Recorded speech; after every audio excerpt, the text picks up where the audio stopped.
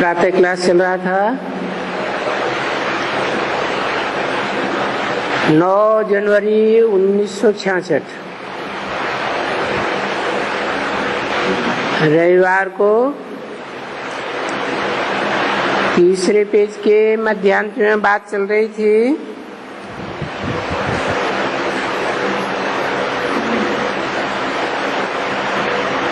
कृष्ण तो जन्म लिया,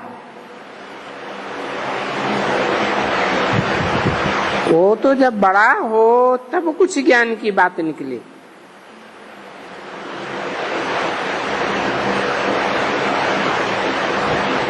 और बाप तो बैठ करके झट परिचय सिखलाएंगे। बाप में और बाप शिव के बच्चे में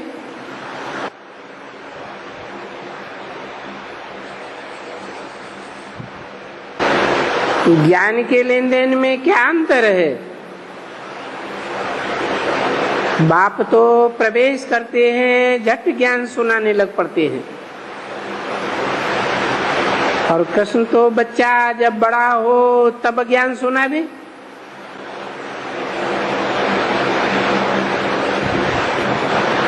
हद में भी ऐसे ही होता है। यहाँ तो बेहद की बात है। शिव बाप ने मुकर्रर रथ में आते ही ज्ञान सुनाना शुरू कर दिया यज्ञ के आदि में। कृष्ण बच्चा तो 10 वर्ष के बाद ज्ञान सुनाता है। ब्रह्मा के मुख से वाणी निकली, ऐसे ही एडवांस ज्ञान भी राम बाप के द्वारा प्रत्यक्षता रूपी जन्म लेने के साथ ही साथ सुनाया जाता है। और कृष्ण की आत्मा एडवांस ज्ञान लेने में जब तक सगीर हो तब तक तो एडवांस ज्ञान सुना ही नहीं सकती।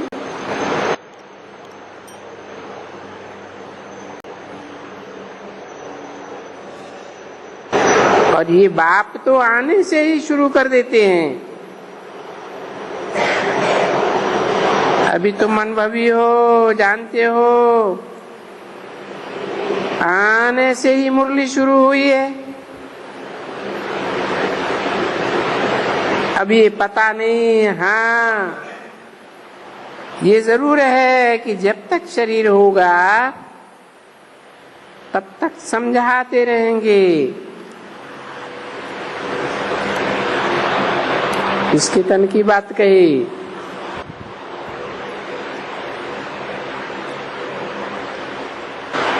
है।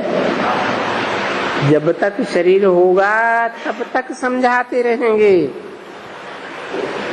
और अभी भी सब बात समझाते रहते हैं।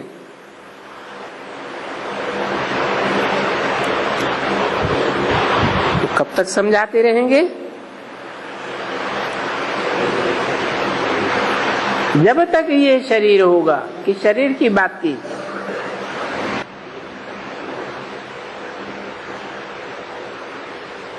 अरे ब्रह्मा के तन से बात चल रही थी ना।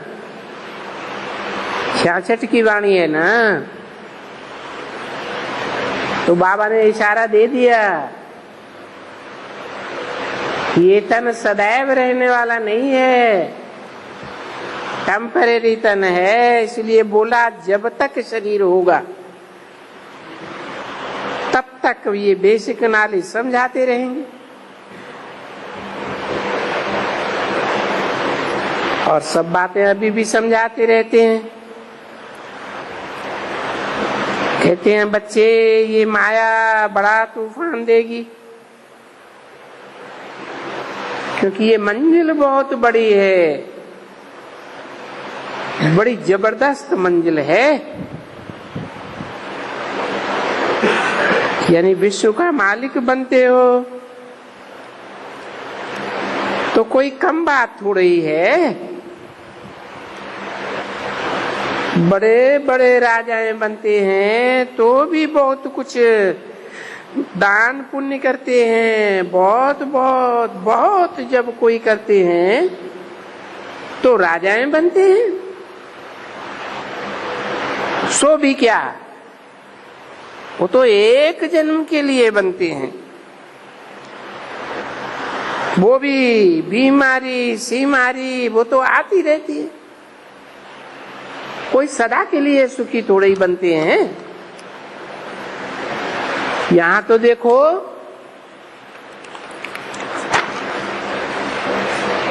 तुम बच्चों को कितना ऊंचे ऊंचे वर्षा मिलता है। 21 जन्म के लिए न रोग न बीमारी न कोई प्रकार का दुख।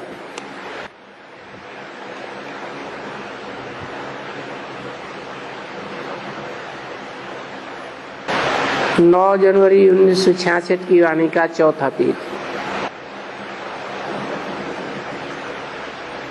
तो जब बाप से पढ़ाई से ऐसा वर्षा मिलता है तो विचार करो, बाप का तो बने, परंतु फिर पढ़ाई कितनी चुस्ती से पढ़नी चाहिए।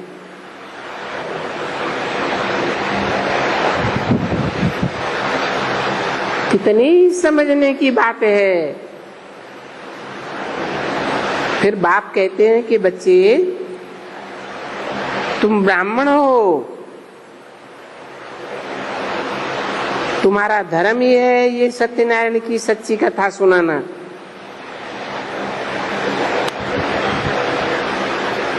वो भी तो ब्राह्मण होते हैं ना।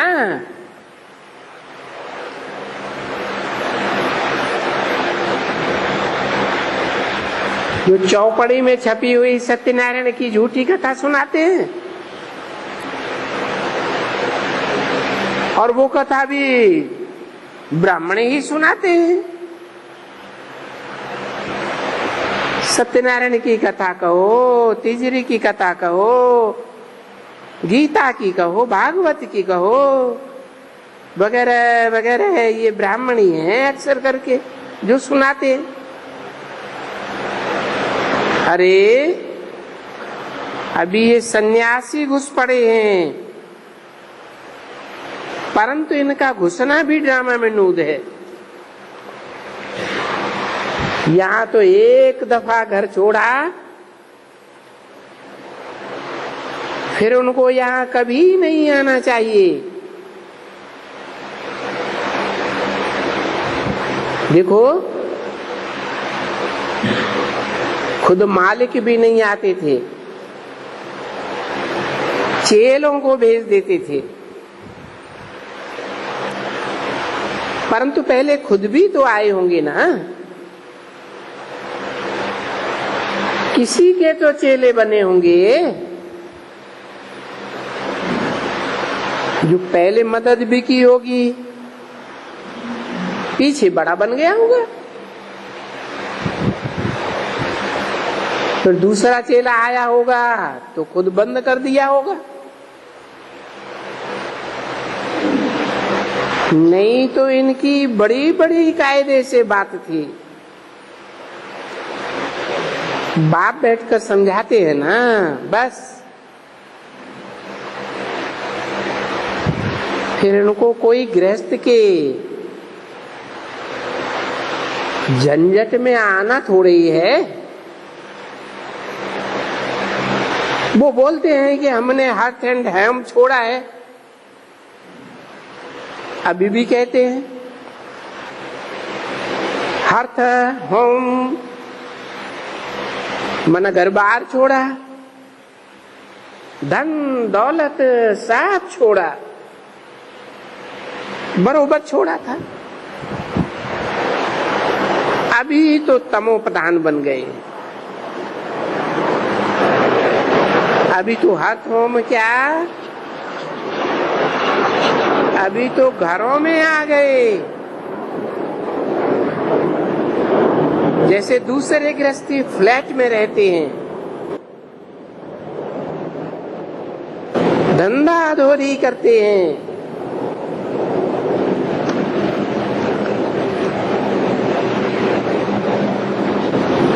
पैसे कमाने के धंधे करते हैं ना।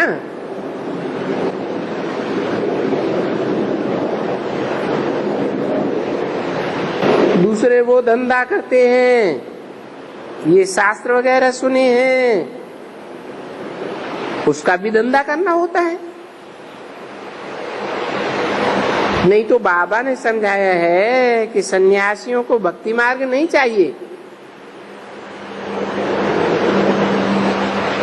क्योंकि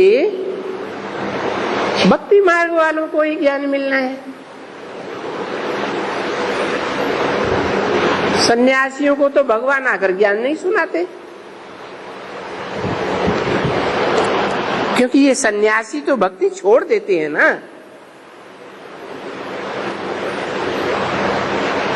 तो ये है भक्ति और ज्ञान।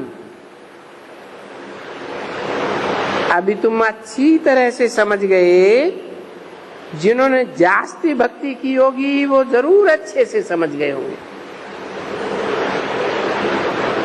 जिसने जास्ती भक्ति की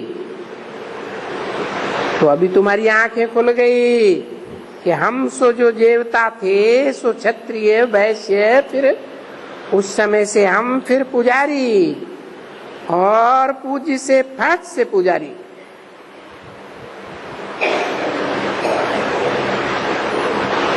पुजारी बने तो फिर भक्ति भी हमको ही करनी है।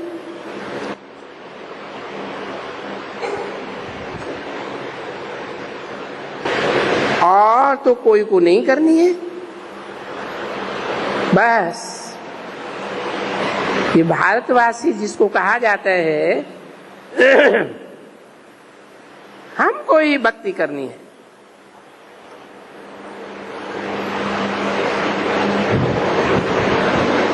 कोई विदेशियों को नहीं करनी है, ना और धर्म वालों को करनी है। तो देखो अभी दूसरे कोई धर्म को भक्ति नहीं करनी। हमने ज्ञान से इतना सुख पाया, दूसरे कोई धर्म वाले इतना ज्ञान लेते नहीं है तो इतना सुख भी नहीं पाते।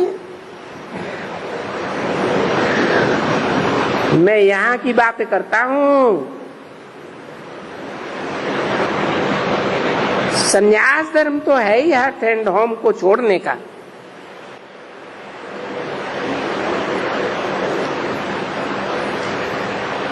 उनको तो वहां ही जंगल में जाना है। हाँ,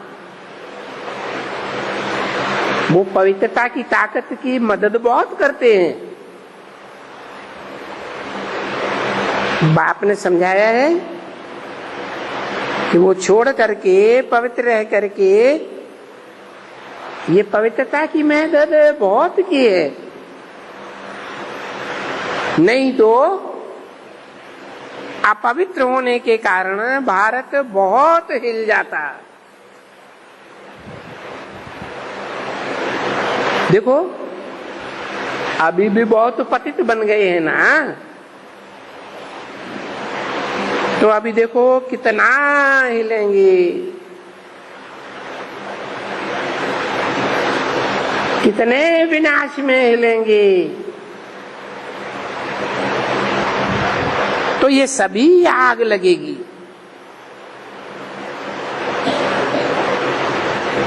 तो देखो ये हिलने डुलना टू मच हो गया ना, बहुत पतित हो गए, तो अब आग लगेगी। अच्छा, ये आग क्यों लगेगी? क्योंकि पतित बनने के बाद फिर पावन दुनिया आनी है। जब भी किसको पावन करना होता है, सोना को प्योर सोना बनाना होता है, तो क्या करते हैं? आग में डालते हैं तो पावन हो जाएगा। तो ये विनाश की आग है।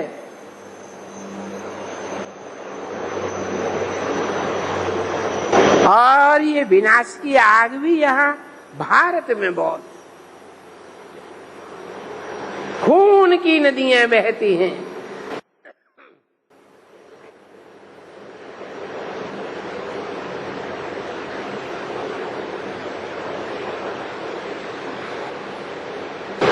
ऐसी आग लगती है कि आग में डालने से चीज शुद्ध हो जाती है। बरोबर भक्ति मार्ग में ये दिखलाते भी हैं कि होलिका जब होती है तो आत्मा शुद्ध हो जाती है और शरीर जल जाता है। यादगार है ना।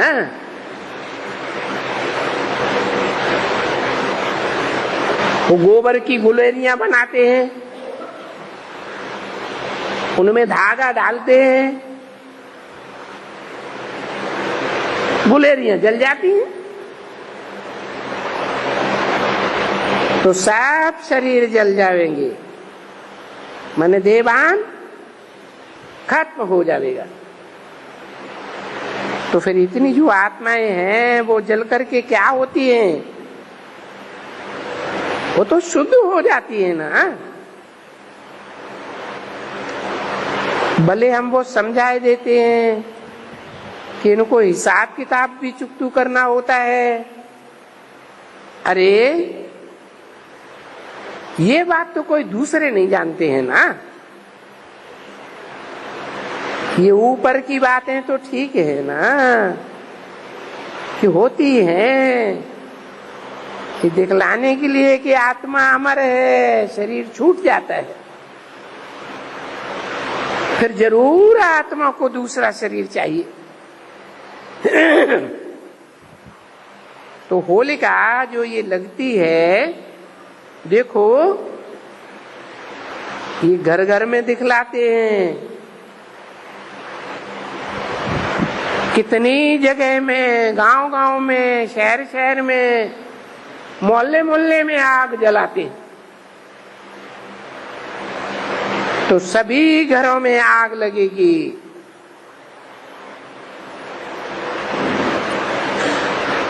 और सारी दुनिया को आग लगेगी ना।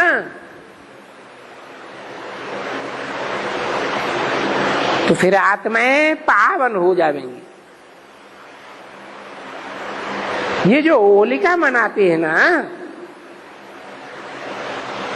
अब ये जब विनाश होगा तब इनका ये भक्ति मार्ग में सब कुछ चला जाएगा।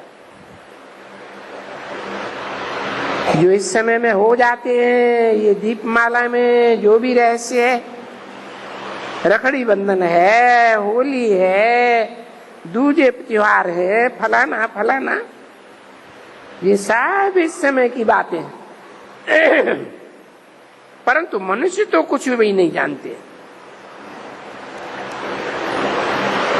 ये भक्ति मार्ग कब से शुरू हुआ?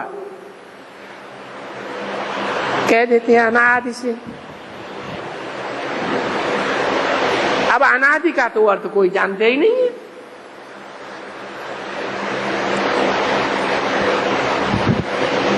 हाफ एंड हाफ तो मालूम ही नहीं है। क्या उन बच्चों को जो भक्ति मार्ग वाले हैं उनको हाफ एंड हाफ का पता ही नहीं है कि आधी दुनिया सुख की है और आधी दुनिया दुख की है, आधी दुनिया ज्ञान मार्ग की है और आधी दुनिया भक्ति मार्ग के दुख की है, आधी दुनिया नई है और आधी दुनिया पुरानी। युग भी ऐसे ही हैं, 4 युग और 4 ही समय के। और उन भक्ति मार्ग वालों ने तो बहुत ही उल्टी पुल्टी कथाएं कर दी हैं। तो बाप बैठ करके समझाते हैं ये तो हुआ विशाल बुद्धि वालों के लिए। क्या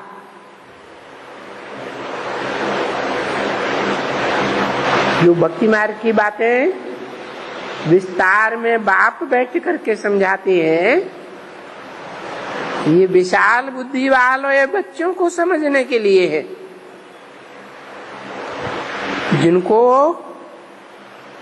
आगे चल करके भी बहुत कुछ समझाना है।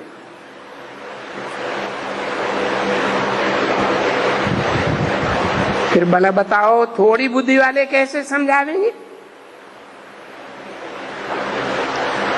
क्यों तो ये तो हुआ तुम्हारे लिए विस्तार। तो थोड़ी बुद्धि वालों के लिए भी तो समझाया जाता है ना।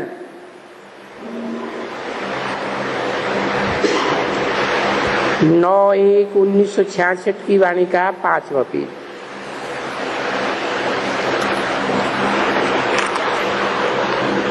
ये देवताएं स्वर्ग में राज्य करते हैं ना, तो उस समय भारत स्वर्ग था। अभी नरक है ना।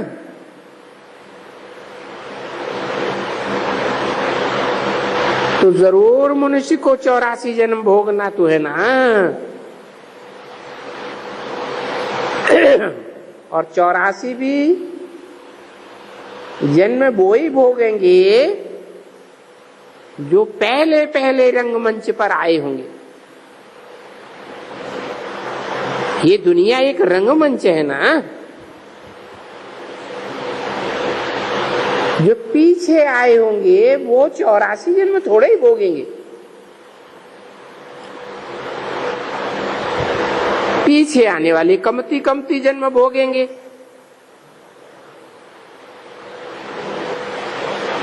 तो देखो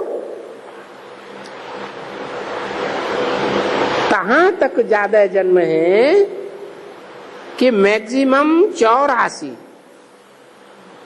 और मिनिमम 1 जन्म। तो शुरू तो होता है ना, जरूर 1 से लेकर के शुरू होगा।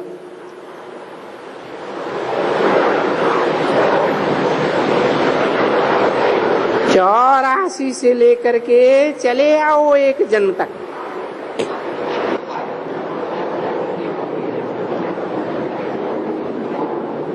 पिछाड़ी में अभी जो आएंगे कलयुग के अंत में,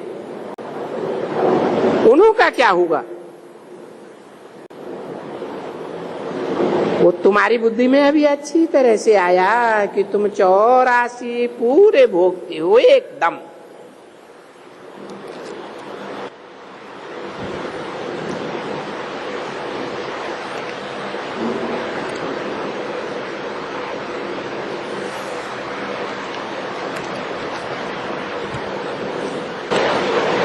अभी ये तुम्हारा अंतिम जन्म है।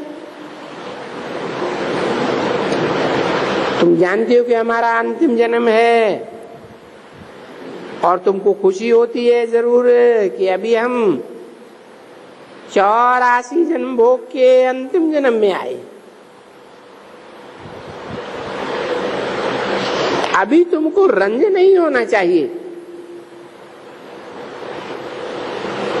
कि हाय हमारे 84 जन्म पूरे हुए।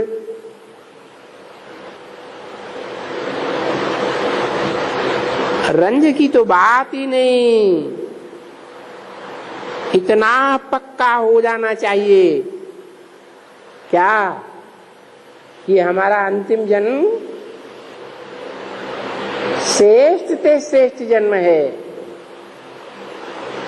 क्योंकि देवताओं से भी श्रेष्ठ है। द्वापर कलयुग के 63 जन्मों से तो श्रेष्ठ है ही, परंतु देवताओं के जन्मों से भी श्रेष्ठ जन्म है। क्योंकि देवताओं को ईश्वर बाप नहीं मिलता है, और हमको इस जन्म में ईश्वर बाप मिला है।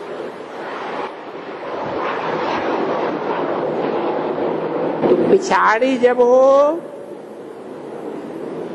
तो मौत तो होगा ना। एक आखानी होती है, कहते हैं कि हम इतना मिर्च खाएंगे, इतना पानी पिएंगे, तो डरना नहीं। पीछे ऐसे कह देते हैं, देखो तुम डर गए क्या? है तो अभी की बात कि तुमको विनाश के टाइम पर कुछ भी हो जाए, फिर भी तुमको डरना नहीं है, हिलना नहीं है। बड़े बड़े जबरदस्त तूफान लगेंगे, लड़ाई के समय तुम क्या समझती हो? बस ये सब होगा। अरे ये पाकिस्तान की तो सन 47 में कोई लड़ाई नहीं थी। अभी जो लड़ाई हुई है ये भी कोई लड़ाई नहीं, हिंदुस्तान पाकिस्तान की। वो पहले तो पार्टीशन था। अरे अब तो विनाश में ये रक्त की नदियां बहनी हैं, जैसे पानी की नदियां बहती हैं। बड़ी खौफनाक लड़ाई है, बात मत पूछो। तो पहले से ही बोल देते हैं कि इतना सब तुमको समझाया जाता है कि पिछाड़ी में ये सब देख करके दहक नहीं जाना, क्योंकि तुम जानते हो कि बाबा हमारे लिए विनाश कर रहे हैं। क्या?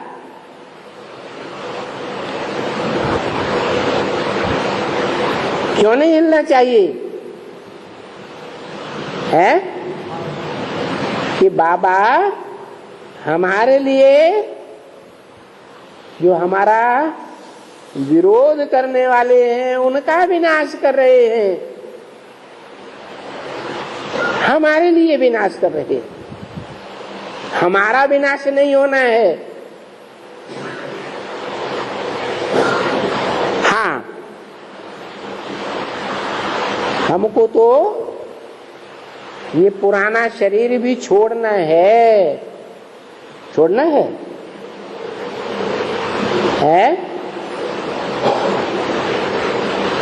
शरीर छोड़ना है या तो ये बांध छोड़ना है? शरीर का बांध भी छोड़ना है। ये तो पुरानी जूती है ना। और हमको इस पुरानी जूती का मोह छोड़ करके अभी जाना है। तो जैसे एक बात है, कुछ भी हो जाए हम कभी भी नहीं डरेंगे। हम तो बाबा की याद में रहते हैं।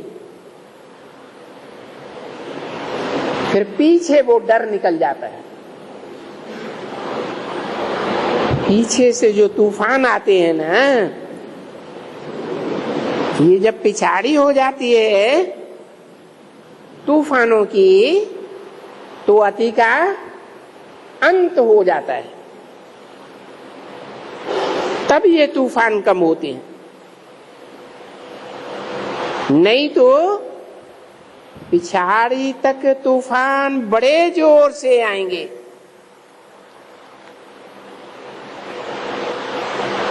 तुम लोग ऐसे कहीं नहीं समझना।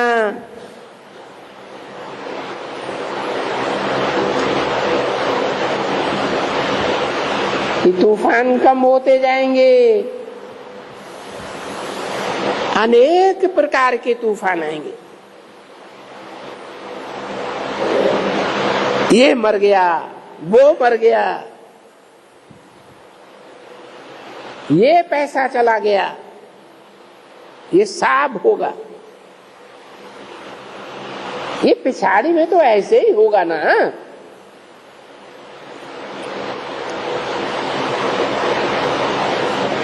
ये पैसा चला गया, ये जल गया, इनका मकान जल गया, अर्थक्वेक में साफ खलास हो गया। सो ऐसे तूफान ढेर के ढेर होंगे।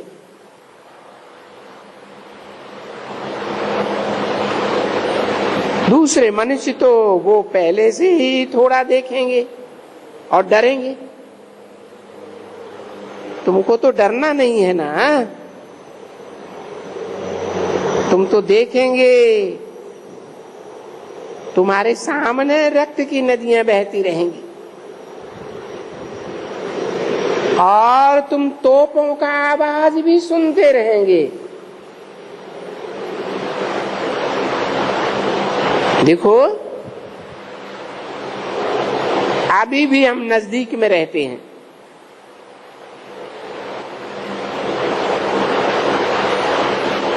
मिलिट्री वाले तोपें छोड़ते हैं ना। माउंट आबू की बात बताई, तोपों की आवाज में क्या हम डरते हैं?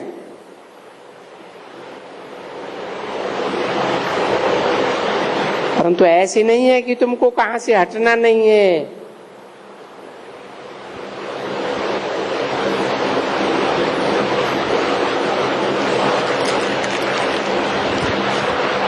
कोई ऐसी आफत आती है तो हटना जरूर होता है।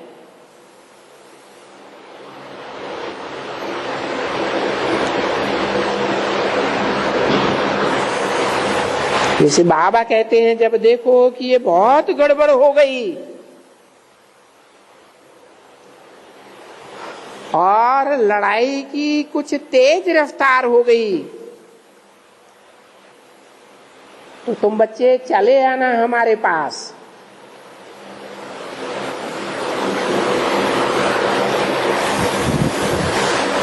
कहाँ चले आना है?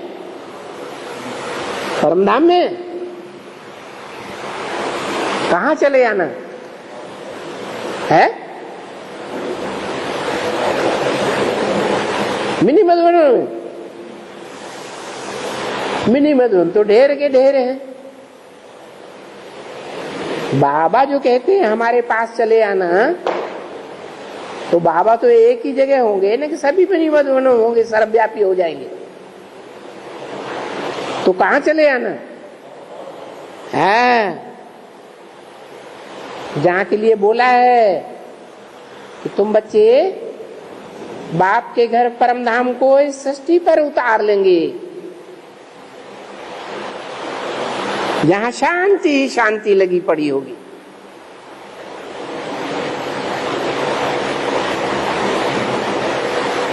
तो तुम बच्चे फिर यहां आकर के रह जाना। कहाँ है? कहाँ आकर के रह जाना?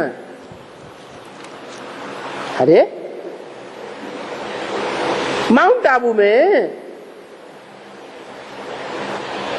जिसे महामधुबन कहा जाता है।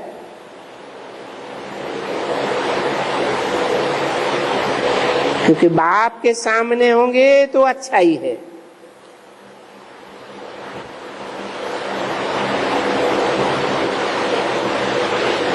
बहुत हंगामा होगा तो तुम पहले से ही आकर के यहाँ रह जाते हो झट से।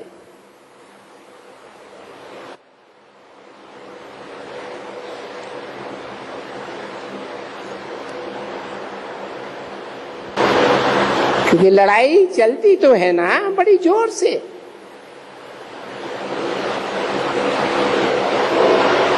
कोई एक समय में थोड़ा ही सब कुछ हो जाता है। कोई समझते एक चुटकी में विनाश हो जाएगा। अरे इतनी बड़ी दुनिया है, एक चुटकी में कैसे हो जाएगा?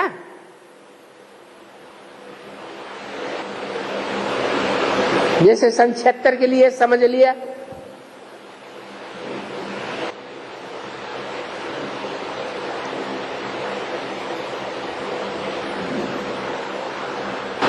तो थोड़े समय में थोड़े ही कुछ हो जाता है, टाइम लगता है। पहले पहले तो विनाश विलायत में ही शुरू होता है।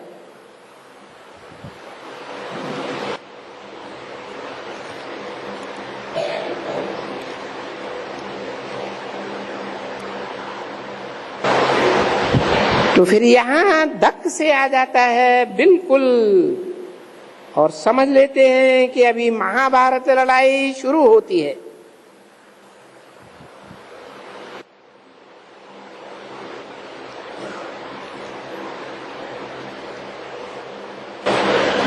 और इस महाभारत विनाश में टोटल विनाश,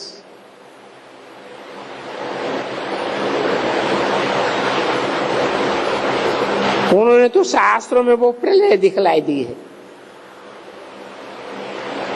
समझाते हैं टोटल विनाश हो गया, पर नहीं, हमको तो यहां स्थिरियम रहना है। महावीर हनुमान का वो मिसाल दिखलाते हैं ना, अडोल रहेंगे, अचल रहेंगे, ये करेंगे।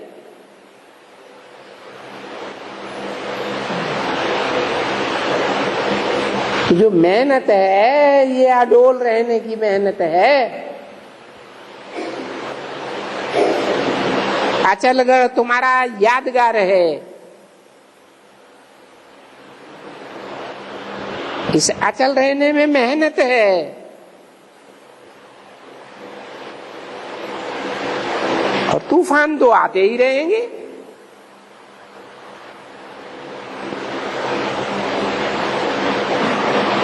तूफान में भी तूफान हुआ ना, तूफान मौत का, तूफान फलाने का, सारे नुकसान का। ये मरे, ये सब मरते रहेंगे।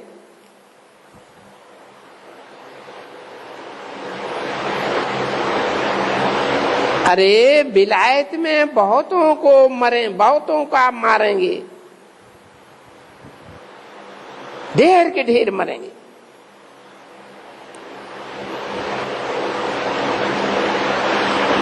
और विलायत वाले भी यहाँ आते तो रहेंगे ना।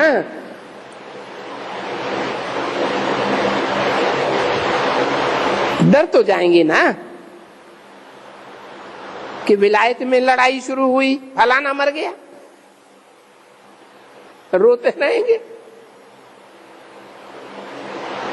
रोते रहेंगे। कैसे आएंगे? आ जावे कोई 10-20 हजार खर्च करके,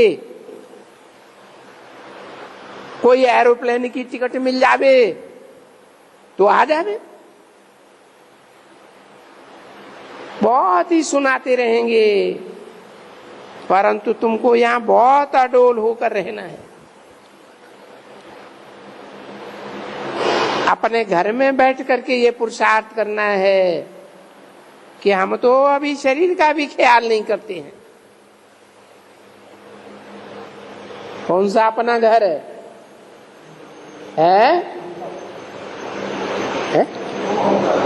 हाँ, ये भी तो पुराना है ना शरीर। हमको तो अभी घर जाना है, और ये पुराना कपड़ा क्या करेंगे?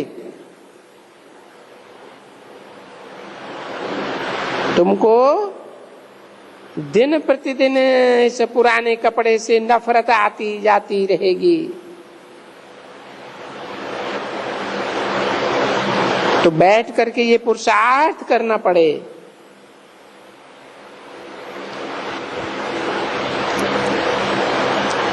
कि अभी हम शिव बाबा के पास जैसे कि जाते हैं, क्या कहा है? क्या पुरुषार्थ करना पड़े? शिव बाबा के पास जाने का भी कोई पुरुषार्थ होता है?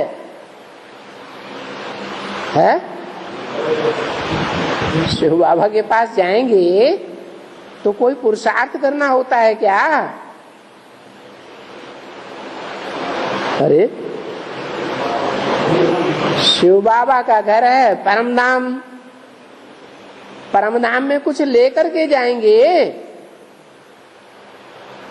शरीर लेकर के जाएंगे, शरीर के संबंधियों को लेकर जाएंगे, बाल बच्चे साथ में ले जाएंगे, है घर मकान दुकान ले जाएंगे, पैसा वैसा, तो क्या पुरुषार्थ करना होता है? बैग एंड बैगेज क्या करना है? अभी से इकट्ठा करना है, विस्तार न फैला रहे।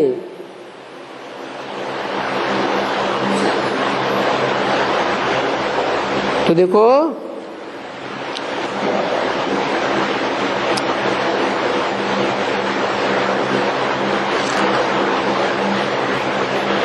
ये पुरुषार्थ करना है त्याग करने का।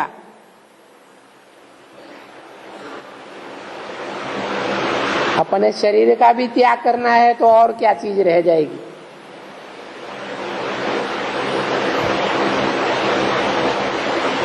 अभी हम शिव बाबा के पास जैसे कि जाते हैं,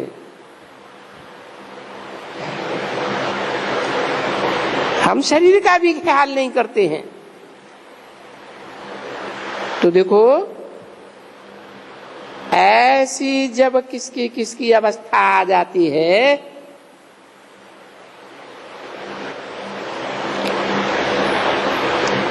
सबकी नहीं, तो वो अनकॉन्शियस हो जाते हैं।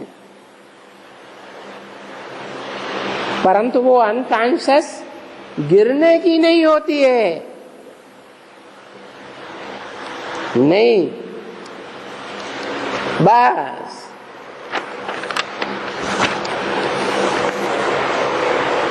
ये एकदम शांत में हो जाते हैं। जैसे कि बाबा कहते हैं विश्रामपुरी में बैठा है,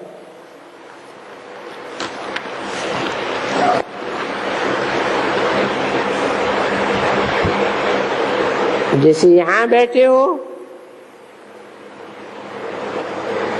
तो गिरते थोड़े ही हो,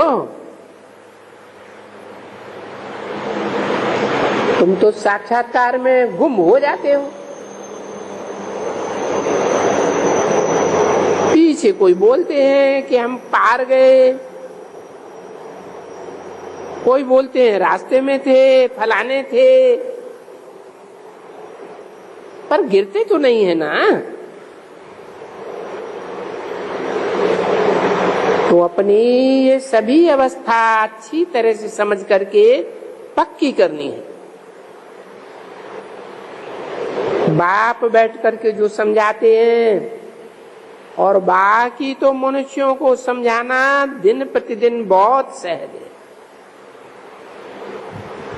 अरे भाई तुम खुद मुख से कहते हो कि हमारा बाप स्वर्गवासी है, तो नरक में हो ना। बाप स्वर्गवासी हुआ तो स्वर्गवासी होने से पहले नरकवासी था ना।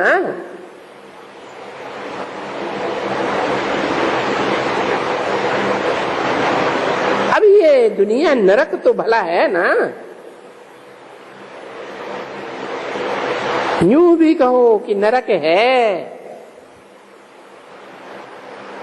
स्वर्ग में इन लक्ष्मी नारायण का राज्य था। तो चलो अभी तो ये नरक बदलना चाहिए ना। उसके लिए ये महाभारी महाभारत विनाश की लड़ाई लग रही है और हम ये नारे समझा रहे। गेट पे टू हेवन इज महाभारत। जो इस महाभारी महाभारत लड़ाई से पसार करेंगे वो स्वर्ग के गेट से पसार होंगे। बाबा क्या कहते हैं,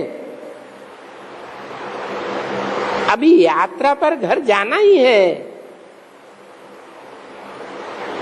तो अभी तुम ये यात्रा सीख लो, क्योंकि इस रूहानी यात्रा से फिर वापस नहीं आना है। उन जिस्मानी यात्राओं से तो वापस आ जाते हैं।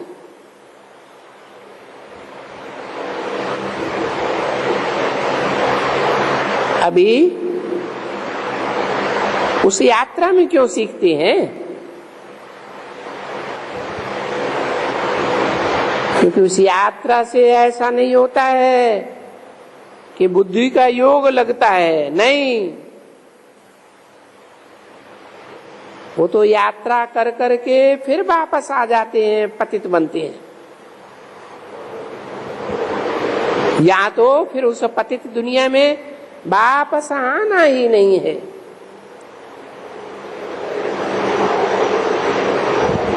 और पवित्र बनना है। पवित्र बनने के बगैर तो कोई जाएगा ही नहीं। पवित्र नहीं बनेंगे तो फिर सजाएं खाएंगे, नहीं तो ये पुरुषार्थ करेंगे। तो बच्चों को शिक्षा ही ऐसी दी जाती है। वो बाप बोलते हैं कि मेरे को जितना याद करेंगे इतना ऊंचा वर्षा तुम पाएंगे।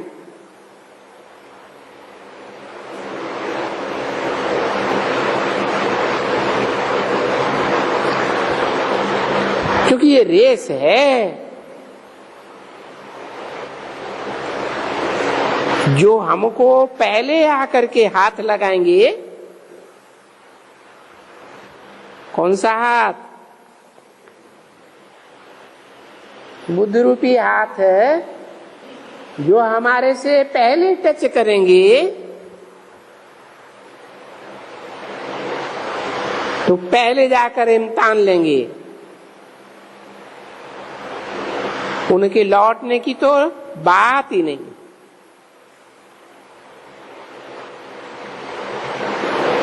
वहां तो स्कूल में जाकर के हाथ लगा के फिर यहां वापस आए तो वो उसको विन करे,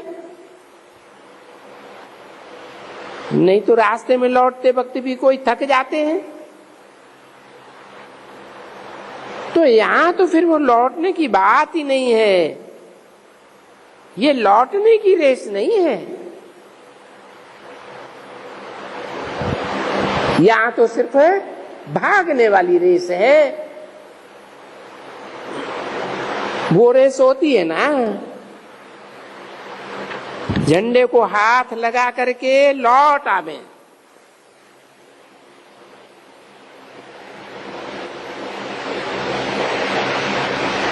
है इसका अर्थ क्या है?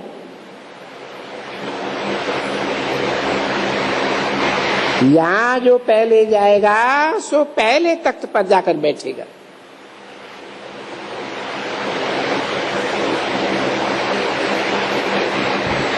ये लौट करके यहां आना नहीं है पुरानी दुनिया में।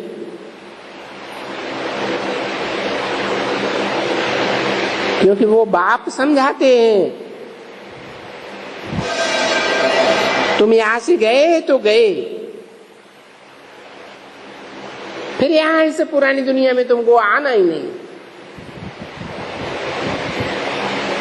यहां से जो जाए जा करके पहले हाथ लगाएगा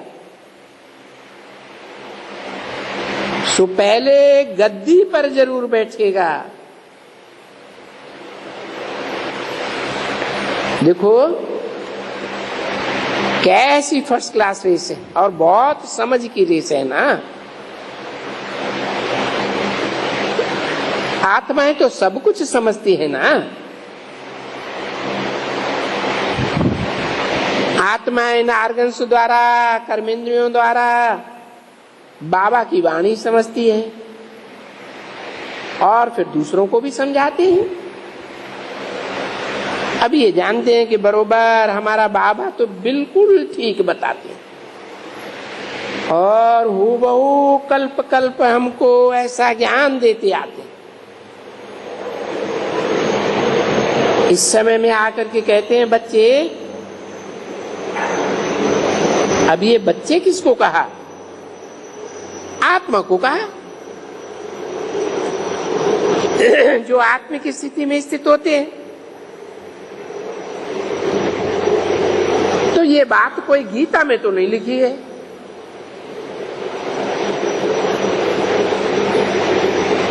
वहां तो लिखा है हे अर्जुन। अब बाबा तो ऐसे नहीं कहते हे अर्जुन, ये बाबा तो बच्चे बच्चे कहते हैं।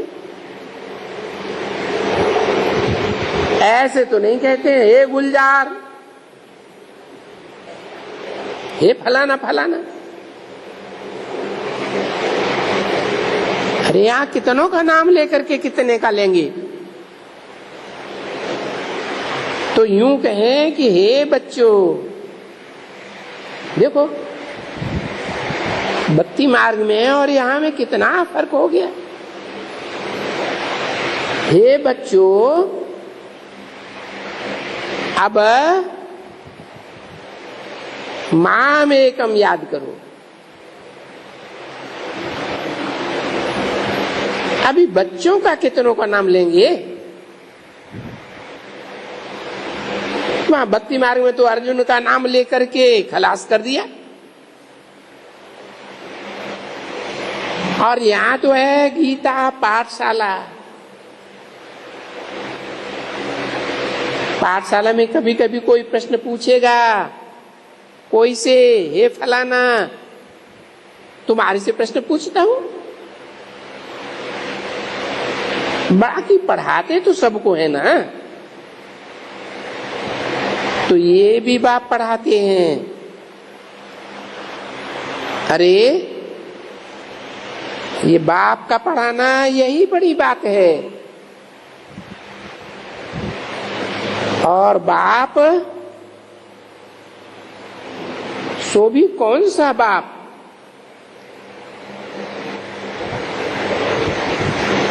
पहले तो बाप का बने,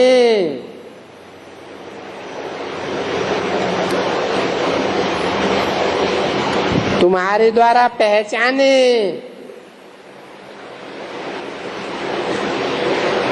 कि अभी हम उनके बने हैं। किनके? है शिव बाबा के बने हैं, क्योंकि शिव बाबा जो आत्मा है, सुप्रीम सोल, उसको अपना शरीर तो है नहीं, तो जरूर कोई के शरीर में प्रवेश करके अपना बनाता है ना। उस वेद के आत्माओं के बाप ने हमको अपना बनाया, अडॉप्ट किया है। अभी हमको बैठ करके अपने रचयिता रचना की सारी नाली सुनाते हैं।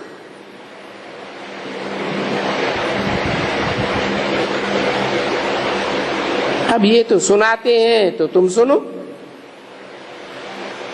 हम जो कहते हैं कि बाप हमको जो रचयिता है, वो रचना सतयुग से लेकर के कलयुग के अंत तक, फिर कलयुग से सतयुग की याद ये कैसे होती है, कैसे चक्कर फिरता है, सो बैठ करके अभी समझाते हैं।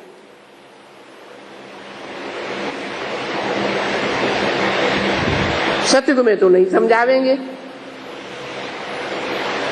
क्योंकि पीछे त्रेता युग, त्रेता द्वापर आने वाला है, जरूर इस समय में आवेंगे। जबकि संगम पूरा हो,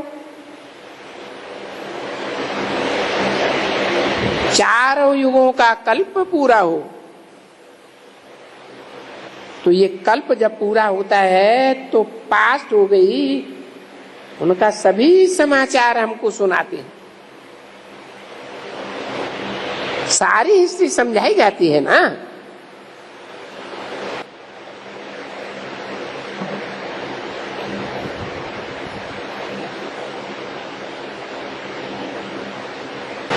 कहते हैं लॉन्ग लॉन्ग एगो,